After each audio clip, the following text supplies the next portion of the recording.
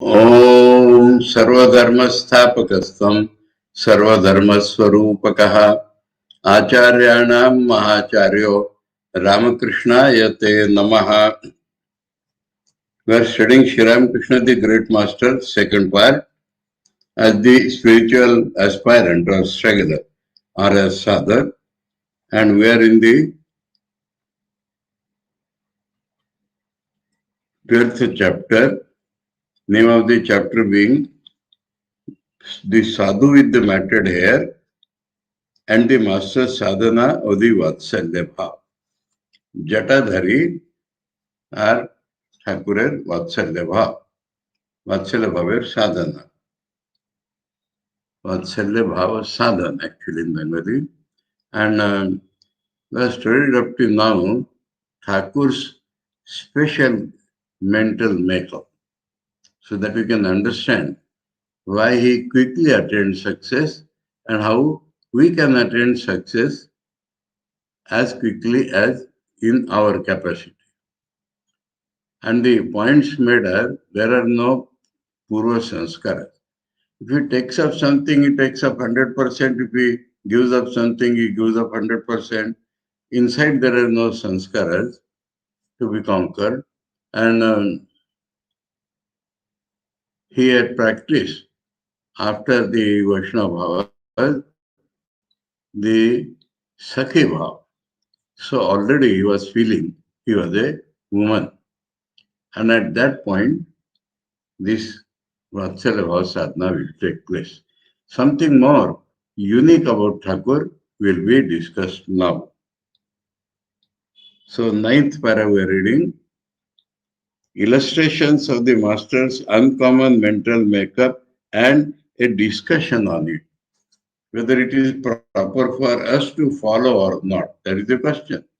The whole attempt of Saradananda is not to just write a biography, but to make us reach the Brahman. And so we have to learn from Thakur. And what is special in Thakur avatar, that we cannot do.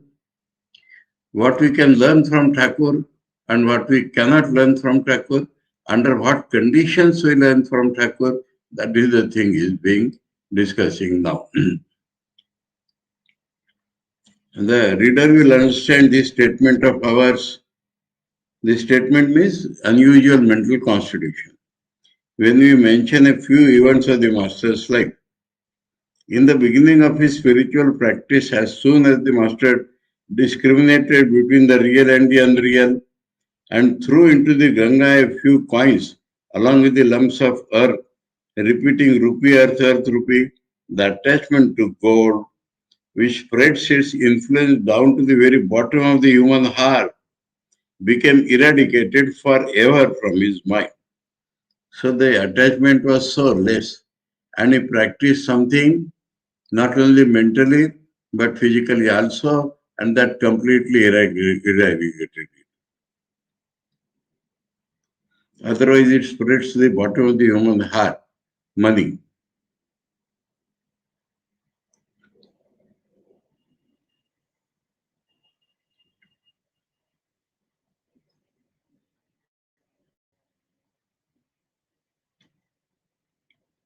No sooner had he cleaned with his own hands those abominably filthy places at whose contamination people could not rest satisfied without a bath, then his mind gave up the egoism due to his Brahmin birth. That means he went to the sweepers' houses, cleaned their latrines. Otherwise, normal man only to touch somewhere, touch or no touch, he feels he must take a bath. And Thakur did not feel like that. He cleaned. And that removed his egoism that I am belong to a higher class.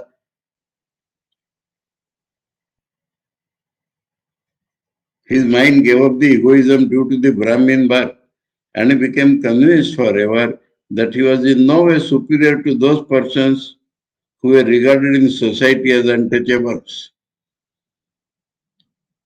So, second point, money, caste, higher caste.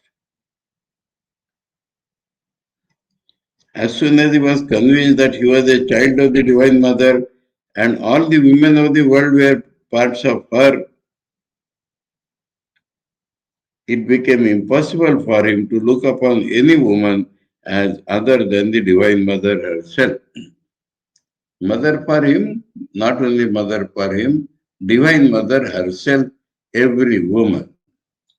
So that is a tremendous departure or almost impossible for all of us, but that stands as a model. And to have the ordinary conjugal relationship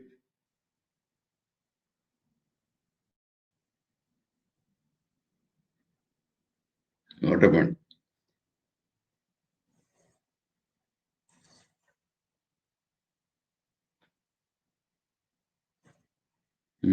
No is missing somewhere? Oh,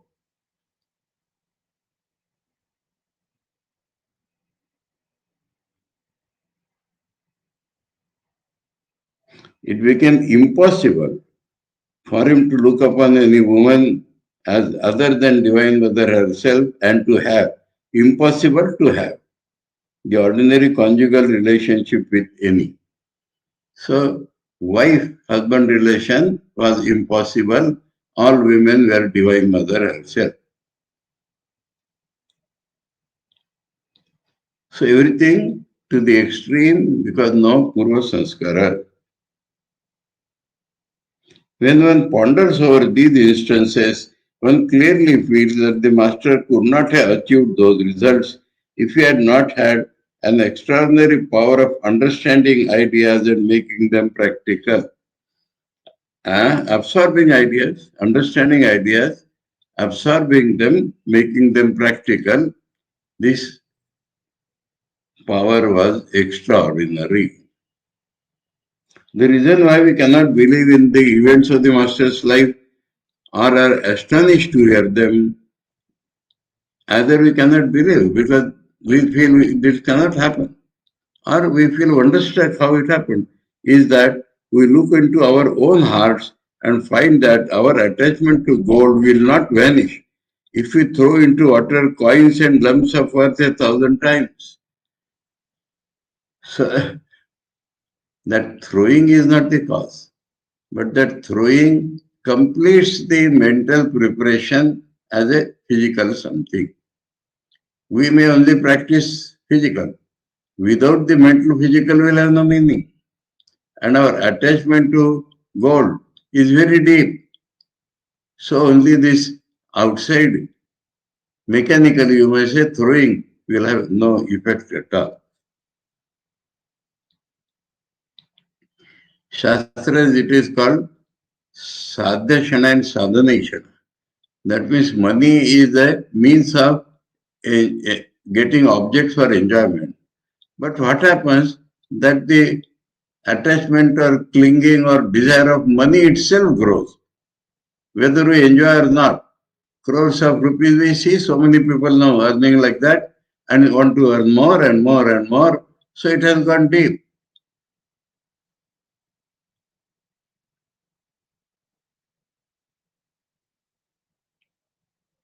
First point. Second, that the egoism of our mind will not be washed off, even if we clean dirty places the same number of times. Same number, meaning any number. Then that the second thing. This washing is the completion of the mental process of throwing out egoism. Only washing will not remove egoism from our mind because egoism is very man. And third point, and that the filial attitude towards every woman will not arise in our minds at the critical moment, even if we are told all our lives are the manifestation of Divine Mother as women. Critical moment, that means any chance of temptation, enjoyment will fall there. We may only try to think in the mind, Mother, all that will vanish. We cannot attain the results as the Master could in these things in spite of our efforts because our power of understanding ideas and making them practical is changed down by the impressions of our past karma. That is the reason. We already have this deep impression. We enter the realm of sadhana with minds devoid of self-control and retentive power and full of such adverse traits. And of course, we meet with corresponding results as well. It is doubtful uniqueness of master. It is doubtful whether even in the course of 4 or 5 centuries, there will come into the world one with a mind of such extraordinary powers as the master, and not expected at all. It is impossible for minds like ours even to imagine how unique the master's mind was, how by nature it was endowed with full self-control and perfect retentive power and was devoid of all evil traits, and how much greater power and subtler insight it attained by the impulsion of an extraordinary loving eagerness and endeavor for the realization of the complete vision of the Divine Mother. So that was the background, and the effort was for complete vision. And so, with so much eagerness and endeavor, so how much insight it will gain by that, which made him forget food, sleep, etc. for such a long period. So completely giving to some idea is Thakur's speciality. Mathur's services to holy men at the master's behest. So now with this we are coming to the actual coming of that Jatadhari.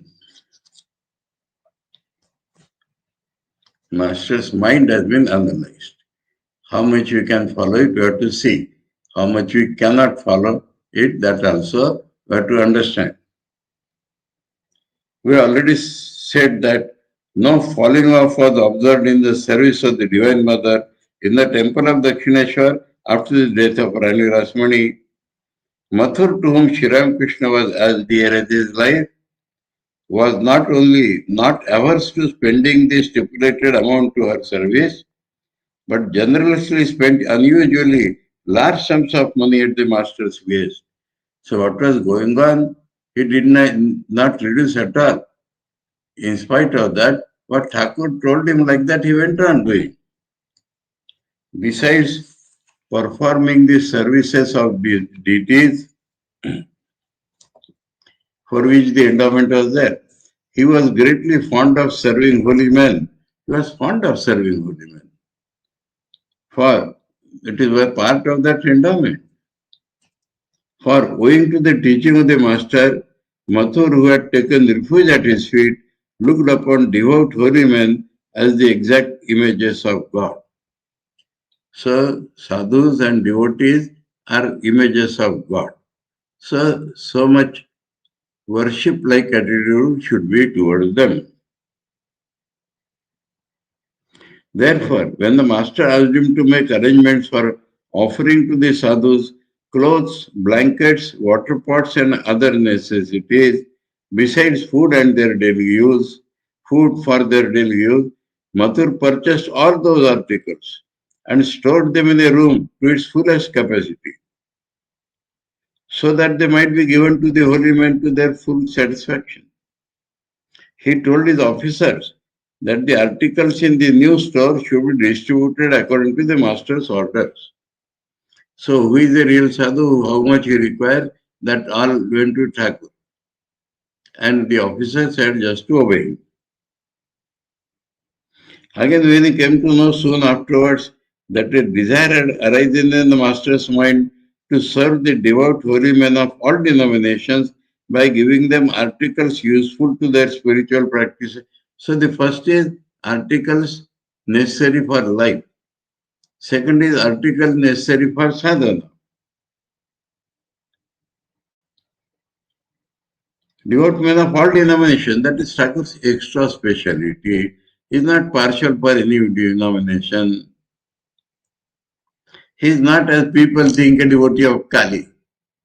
He is devotee of every type of godhood, and he is devotee of the Nirgum Brahma, and he is not a devotee, he is the master of all those. Some people have the misconception Thakur is a devotee of Kali. That was one of the things. So he is helping sadhaka, all denominations, by giving them articles useful to their spiritual practices. Mathur made due arrangements about it too. All these gifts are probably made in the year 1862-63, probably, when the wonderful hospitality in the Kali temple of Rani Rasmani became widely known everywhere among the sadhus. So when something is done, no advertisement, no newspaper, no media, but the word of mouth gets spread very quickly.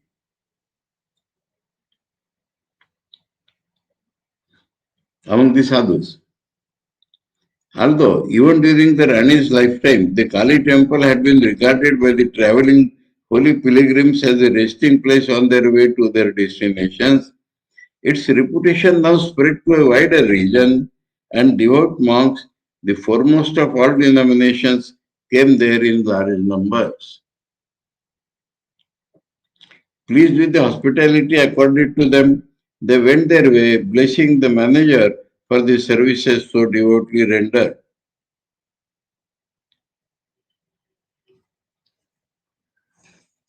Manager means one who is doing that.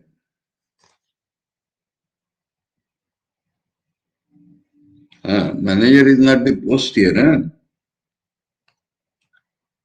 सेवा परिचालक के this manager.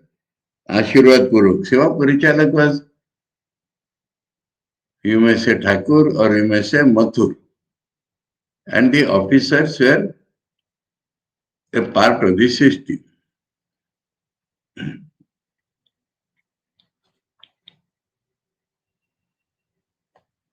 We are recorded elsewhere all that we are told by the Master himself of the eminent holy men who came there in this way. So in the Guru Bhav, we have discussed all these things. We mention it here again because we are discussing Sadhak Bhav now. Only because we want to tell the reader about the time of the arrival at Dakshineshwar of the holy man of the Ramavad denomination named Jatadhari, by whom the master was initiated in the mantra of Rama, and from whom he got the image of the child Rama called Ramlala. When that incident had come there, it was probably in the year 1864 that he came to the master. So from 61-62, Mathur is doing everything. Now the Ramayat Panti Babaji has come. Jatadhari's arrival at Dakshineshwar. On many occasions, we have heard from the master himself of Jatadhari's extraordinary love and attachment to Ramchandra. Now, these people who have helped Thakur were themselves of a very high, rare spiritual attainments. And they got fulfillment with Thakur, that was told in Guru Bhav. And Thakur saw them and did sadhana and became perfect is the theme here. The image of the child Ramachandra was very dear to him. As a result of his serving that image for a long time with much love, his mind ascended to the realm of divine love. So service apparently is to the image. In his mind he is serving God, Ram. And the mind, by this sadhana, the mind ascends to the realm of divine love. So, unselfish and actual experiential love, divine love, grew in that Jatadhari. And reached an inward state in which it lost itself so much that even before he came to the master at Dakshineshwar, he saw the form of the luminous child Rama actually before him, accepting his services which were purified by devotion. The services were purified by devotion, and though that Metal image was always helpful, but he saw child Rama and child Rama accepting his services that he had attained. Sadhana Swami is telling because his consciousness has risen. So he attained that even before he came to Thakur. So that was the state of that sadhu. At first, that vision appeared before him for a moment, time after time, and overwhelmed with bliss. So this is the gradual growth. Metal image. He now and then sees his Ishta, child Rama there. Then the child Rama becomes living and he accepts his services. First, in the beginning, glimpse, then more continuity. That is all. He has taught us, Saradananda Swamiji, how iti sadhana leads to Nirvikal Samadhi. At first, that vision appeared before him for a moment, time after time, and overwhelmed with bliss. Time after time, but only for a moment. And that moment was enough for him to give bliss. But the more he advanced in sadhana, with the passing of time, the more did the vision become intense and continue for long period. So this is not Thakuran. So people should hope that they will be able to do this at least.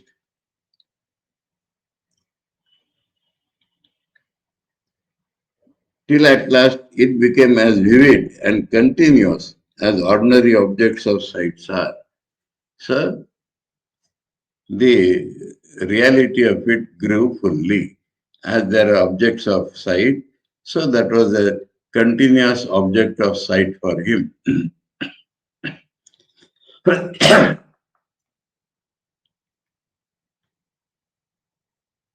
Thus, established in loving spiritual contemplativeness, he had the child Rama for almost a constant companion. Almost a constant companion, child Rama, because Adhyatmic Bhav he has reached. Contemplativeness here is Bhav.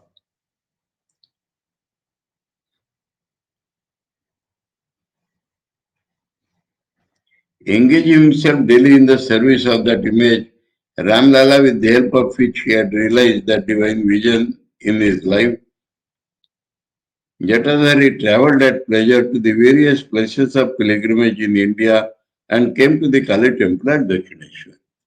So that is what they like to do. They do not stick to a place because they are not attached. Whole world is their house. And the place of pilgrimage, more manifestation of God is there. So instead of wandering, roaming, they go from one place of pilgrimage to other. And in such high state, Jatadhari was moving.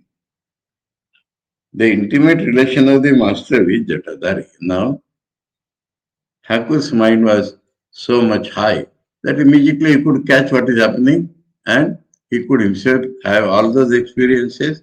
Let us see how it goes.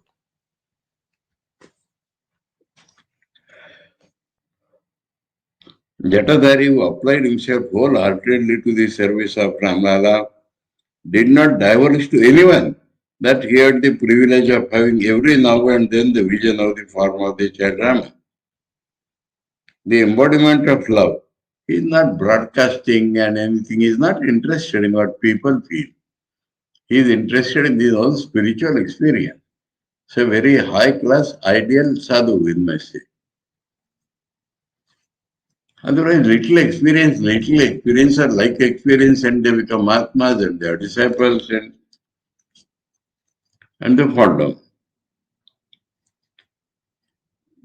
People could only see that you always served a metal image of a child with extraordinary steadfastness day by day. That much people are saying. They knew that much and nothing more.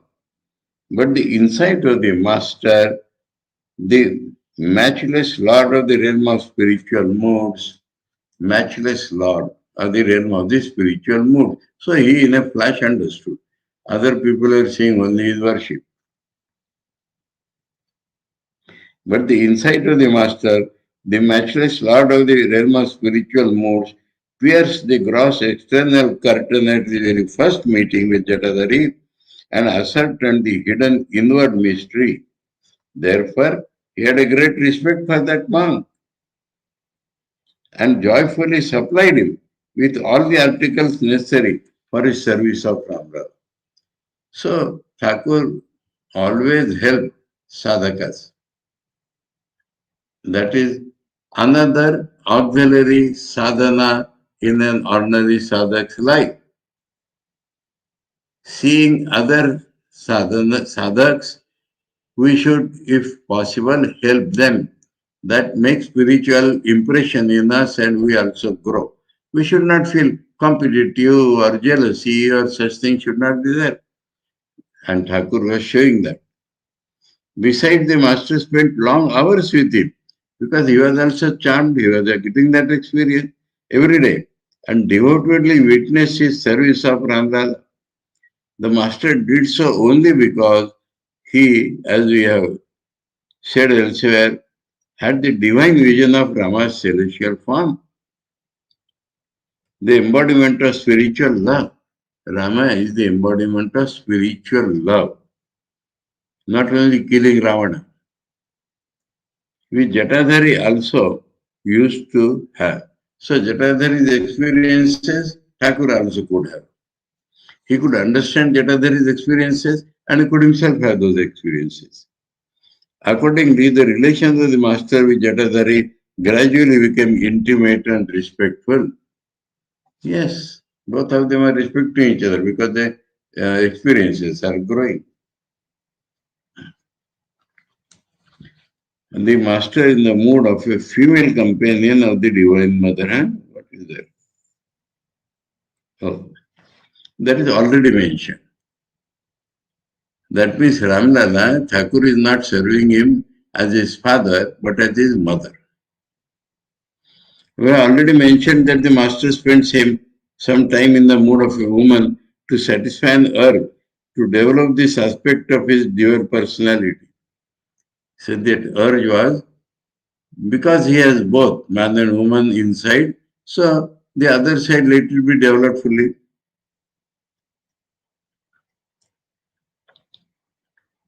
Because what we practice that develops. And if Thakur as a man only practices man thing, that woman side which is already there would not develop and he would not become a source of ideal for the women devotees. And so that also was growing. Looking upon himself as the eternal female companion of the universal mother, he applied himself wholly for a pretty long time to her service. He would adorn and decorate her with flower garlands prepared with his own hands and with new gold ornaments got ready by Mathur at his request. So he sees Divine Mother. He wants that she should be having gold ornaments like the rich women have. He told Mathur. Mathur got it made. Fan her with a chamara to cool her person and sing and dance before her in a woman's dress to please her. So all this is going already. It is needless to say that the master undertook to perform all these because a strong urge to do so arises in his mind of his own accord. Automatically, that has come for the good of the world. The master engaged himself in the Vatsalya mood of sadhana during the prevalence of womanly feelings in him. So that womanly feeling is there. He is now practicing Vatsalya. The master's love and devotion to Rama revived in his mind. So Rama he loved already because his house duty was Raghuveer. When Jatadhari came and he had talks with him, the form of Rama that he now saw in the image of Ramlala under the revived impulse was that of Rama, the embodiment of spiritual love. So Rama is already described here as the embodiment of spiritual love. Forget killing Ravana and all that. I always feel that. The avatars, we are told they are born for killing this asura and that asura. That is not the only purpose. They come so that they will be loved by man. And in various forms they will be loved. That is the one of the main reasons. And so,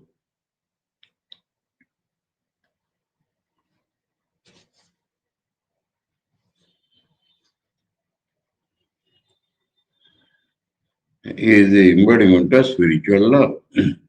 Therefore, it is no wonder that his mind was now filled with maternal affection for the divine child. So, motherhood had entered into him because Rama is a child. The master began to feel toward the divine child that wonderful love and attraction which a mother feels towards her young child. So in Thakur, it has very naturally come. If we are practicing that bhava, we have to cultivate it. That love and attraction alone, doubtless, made the master now sit beside the child image of Ramlala and look at it so intently that he did not know how time slipped away. So forget everything for that time. Rama is his sister, Rama is child, he is the mother, and look at him. For by means of various sweet childish pranks, on the other side, see the response. Rama is playing with them. Childish pranks he is doing. The master said, the extraordinary effulgent child, sir, he cannot hide he is God, so that consciousness is radiating. Otherwise, he is a human child, he plays pranks.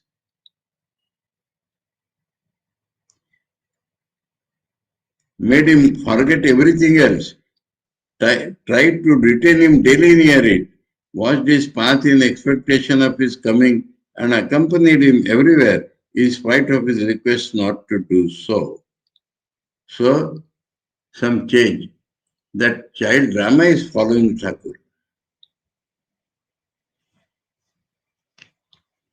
And Thakur is telling him, don't come, that Jatadhari wants you, but he won't listen.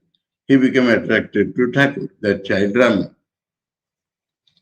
That Thakur's experience grew to this height.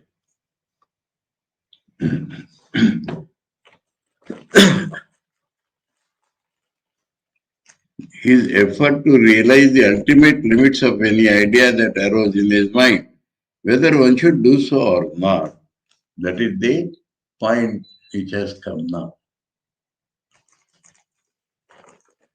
That's why Thakur, when takes up idea, becomes 10% that. Should we follow that? So, analytically, how and what we should follow, Saradananda Swamiji is very careful in it. He is not describing glory of Thakur. Oh, Thakur was wonderful. Oh, Thakur was wonderful. What is that to us? How much we can follow and whether we can follow this particular thing of Thakur or not. The active mind of the master could not leave any work half finished. That nature of his manifested in the concrete fields of work was also seen in the sphere of the subtle idea world. So in the field of work, he could do everything perfectly. Similarly, in the field of ideas, spiritual ideas, subtle ideal world, it was seen that if any idea arose of its own accord in his heart, he could not rest satisfied without reaching its ultimate limits. So that is the habit. But is it good? So we are analyzing now. But is it good? Is it beneficial to a man to run in pursuit of any and every idea that may arise in his mind at any time and become a tool in its hands? What happens to the ordinary man? Although that nature of the master did not lead him astray, it should not be imitated by the people in general, inasmuch as all ideas, good and bad, always arise in the minds of humanity. In Master, that was not possible, and that is why he could do. He know that if anything bad, we could immediately detect it is bad and he would give it up. Although that nature of the Master did not lead him astray, it should not be imitated by the people in general, inasmuch as all ideas, good and bad, always arise in the minds of weak humanity. That is called weakness. Man should never have such a faith in himself as to believe that only good ideas will arise in his mind.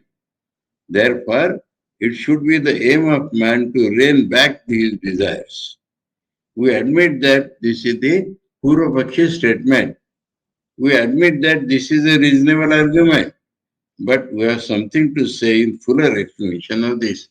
This explanation is all right, but Saradananda Swamiji is giving some deeper analysis and how to use it. Controlling of desires is not necessary for a confirmed sadhaka like the master. The reason thereof. Confirmed sadhaka means he has no other thing, he is a sadhaka only. That is called the confirmed sadhaka.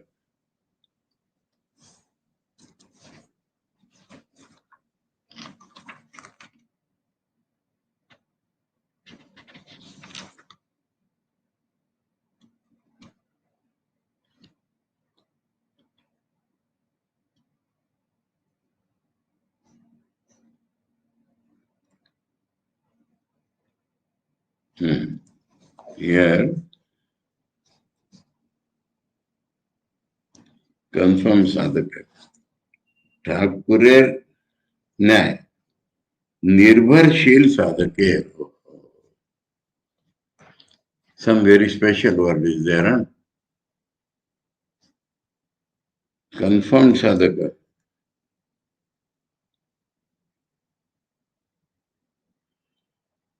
Nirvarshil. 100% dependent on God only. That is Nirvarshil. His ego is not coming in the way. Likes and dislikes are not coming in the way. Good and bad is not entering into him. Now, for such a sadhaka, confirmed sadhaka, what it meant. If a sadhaka cultivates, for Thakur it may be natural. If he cultivates 100% dependence on God, then this is all right for him. He need not be careful further in any particular thing. That is what Saradananda Swamiji tells. Normally, we have to see whether the idea is good or bad, and we should not go headlong, we should keep it in reserve. That is the normal advice. But if a sadhaka can cultivate 10% dependence on God, check it every time whether it is there or not. And then he can, whatever idea rises in his mind will always be good.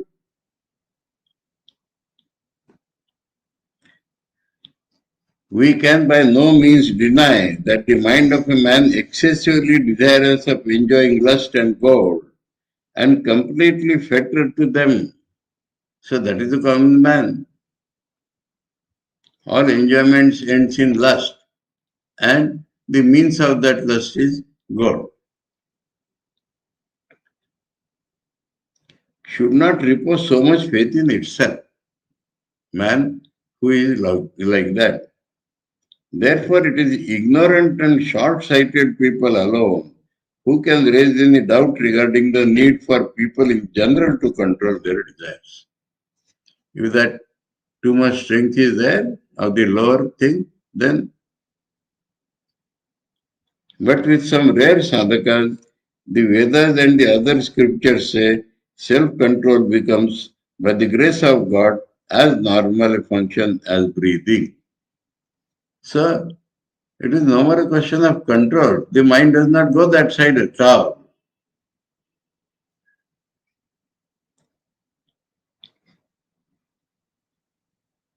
Therefore, completely freed from the attraction of lust and God. So that is the minimum condition again and again is telling. Their minds get converted into repositories of good and healthy ideas alone. All the dirty ideas start from this sex and God. The Master also said that no evil desire can, by the grace of the Divine Mother, raise its head and have mastery over the mind of a man who has taken perfect refuge in her. So that confirmed sadhaka is a dependent sadhaka. Mother said he prevents him from taking a wrong step. A man who has reached such a state can perfectly trust each and every impulse of his. Then it not only does him no harm, but becomes a source of immense good to others. Okay. For it becomes absolutely impossible for that man to seek his self-interest in that state, inasmuch as the little I, born of the identification with the body, which produces selfishness and is not contented even with the attainment of all the pleasures of the world, is merged forever in the all-pervading eye of God. So, small I means individual I. The property is enjoyment, and when it has gone into God, then the property is just opposite. Therefore, the will of God, whose nature is to do good to all, then manifests itself as various desires in the mind of that man. Various good desires.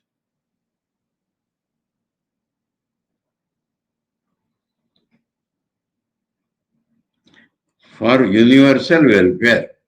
So although the ideas are for good for others also. Or the sadhaka in that state always feels in his heart of heart, I am the machine, thou art the mechanic. So if this is fed, then he is free.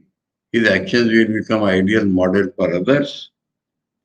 And making sure that the desires in his own mind are the will of God. He checks now and then. The all-pervading person, he does not at all hesitate to act according to their earth. So an ordinary man should not become impulsive. He has to check, find out good or bad. But for this man, it is all good only. And consequently, it is seen that others are greatly benefited by such action of his. He will become an ideal teacher, ideal sadhak. Such a state comes very early in the lives of uncommonly great souls like the Master. If Ishwaravatar, then early this stage comes. Therefore, these great souls we read in their biographies trust completely the desires of their minds and very often undertake actions without having recourse to reasoning or inference at all. So whether I should do this or should do that, what it will lead to, this our thinking is necessary for us. But when the man's tendencies are all perfected, he need not.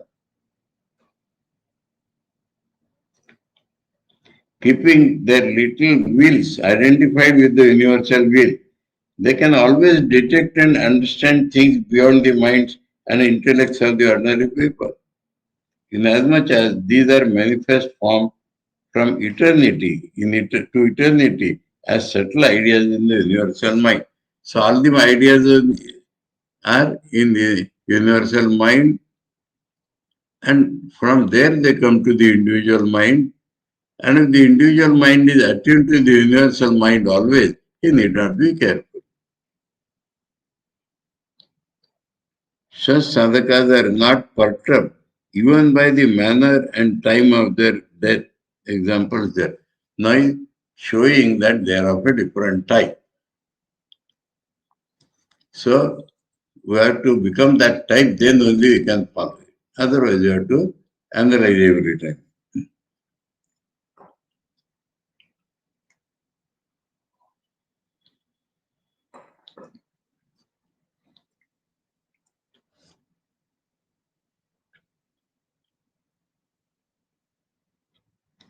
So the last thing he says, suppose they know I am dying, they will not be careful. If we think we are dying, we will die by the thought itself. So that is the state of their mind, so they can believe their ideas.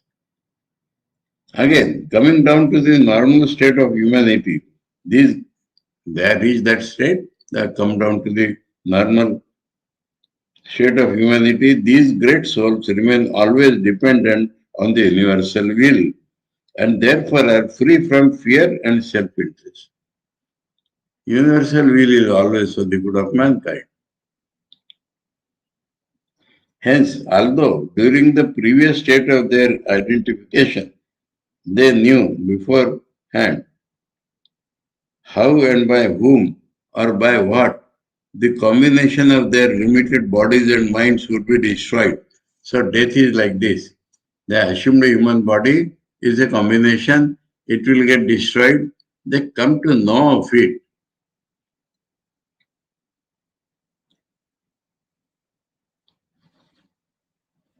Previous state of identification.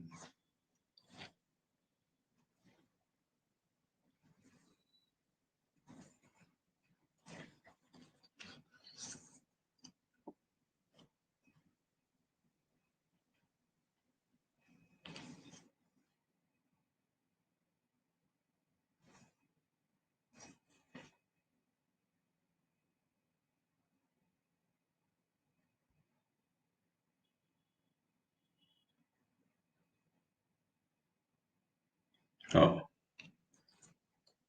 An idea is present in the universal mind. Gradually, it percolates to the individual mind and it happens in the gross world also. So, why they come to know the future? Because they catch the idea itself. That is what he is stating. During the previous state of that identification is the physical world, they knew beforehand how and why. So, this translation is little bogus. Anyway, it is like this idea in the universal mind, and they are attuned with the universal mind, they know the idea there itself before it comes into fruition. And what they are knowing there? That the combination of their limited bodies and minds will be destroyed. They entertain no aversion to those persons or objects. Rather, they gladly help them to the utmost in carrying out the work because that is the divine will, they understand. So, divine will has to be helped. I, that selfishness or narrow individuality is not there at all. If this body has to go, let it go. The reader will understand what we mean if we give a few examples. Now, example, conscious of the inevitability of Sita's banishment, Rama sent her away to the forest, though he knew that she was innocent. What the consequence? Later on, Rama will also follow. He knew that. He knew Sita is pure. But for the sake of ideal to establish in society, knowing fully well, he banished her. Though he knew that the forsaking of Lakshmana, who was dearer than his life, would inevitably bring his Leela as a human being to an end, he carried it out. So let us think of this incident. Rama has established religion in this world and he has to leave this world. Durvasa Rishi, no. The Kal, the messenger of gods, came to Ram. And he told that I want to talk to you in absolute person. No third man should ever be present in what I am telling you. Now Rama is most faithful. To whom he can give this responsibility is only Lakshmana. So he put Lakshmana on guard and went in his room with that Kalapurusha. Now Durvasa Rishi is famous for his curses. And he came and he said, I want to meet Rama immediately. Now, Lakshmana knew if he allows him, then it is against the Rajajna. And he will have to die for Rajajna's ullangan. But if he does not allow him to go, then this man will curse the whole kingdom. So instead of whole kingdom going to ruination, I am ready to go to ruination. That was Lakshmana's idea. So Lakshmana allowed him. And that Kalapurusha went away. And Rama then told Lakshmana that you have to die, death penalty for breach of the rule. No, Rama knew that if he gives such a punishment to Lakshmana, he cannot survive himself. Even by banishing Sita, he had survived. But Lakshmana, Rama used to say, is my Bhaishchara Prana, my own prana in the outside. And Lakshmana, we should remember, through good and bad, through happiness and weal, he had stood by Rama all his life. People say he did not sleep for 12 years in the forest because he was guarding Rama and Sita. To that extent. That was Lakshmana, dear to Rama. And if Rama banishes Lakshmana, he will also cannot remain. But as the king, as the discipline, he banished Lakshmana. So this will inevitably lead to his own death. That did not matter to Rama. That is only one point.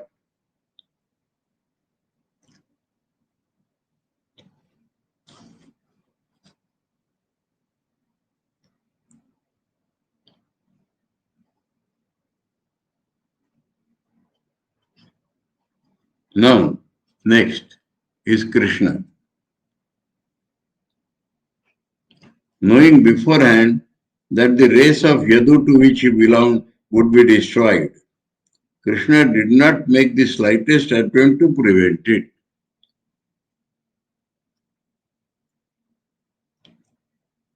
On the contrary, he acted in such a way as to bring it about at the proper time.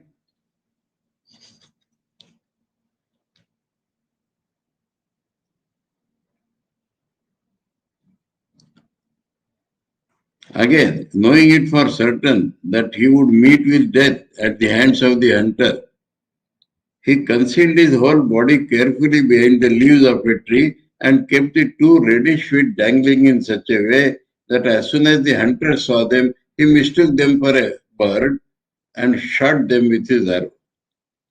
He knew if it was like that, that will happen like that. But his work being over, he goes away. He then blessed and consoled the hunter, who was repenting his mistake and gave up his body.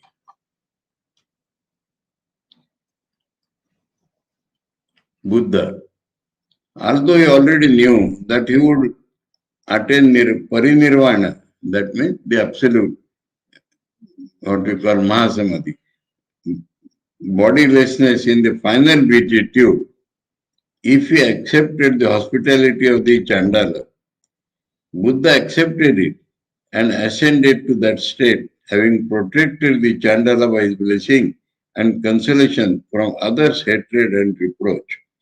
Now, this is Ananda. Buddha's had become old. His stomach was not in order for some days, and a Chandala invites him to accept food in his house. And it is well known that he will cook some pig or something and feed him. So the Ananda requested him, don't accept that food.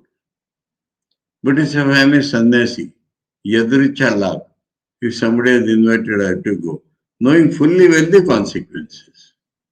So he ate that, then stomach became spoiled and it went to the extreme. He did not die with that pain, but at that time he entered into Mahasamadhi. Then some more about Buddha. At that time, people will criticize that Chandala. You are the cause, you are the cause. So he created in such a way, he assured him and told everybody it is not his fault. Like that, he saved him. Again, conscious that the religion preached by him would soon be polluted if he gave his approval to women's initiation into sannyasa, he permitted the Venerable Gautami, his aunt, to be so initiated. His aunt Gautami wanted to join the mutt. And there also Anand. No, Anand was pleading for that woman. Buddha said that because he said, you have pleased Samananda. Christ said, all right, I am taking her. But know that from today, our downfall has started. Now you may wonder that seeing this, Ramakrishna Mission has kept the women's work totally outside the purview of men. But in Buddhism, women were part of their monasteries, and that led to their downfall. Not his own, but his body, but his mission will be collapsing. Knowing this, yes, that is going to happen, so let it happen. So the lesson taught is that if they know the future to be bad, they do not try to stop it.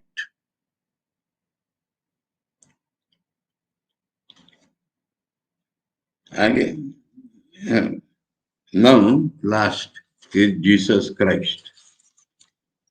In spite of knowing that Judas, his disciple, would betray him into the hands of the enemy who would put an end to his life, Jesus, another incarnation of God, remained uniformly affectionate to Judas and engaged himself all his life in doing him good.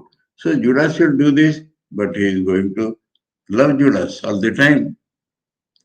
So that is how the incarnations, knowing the will of the divine, flow in that manner.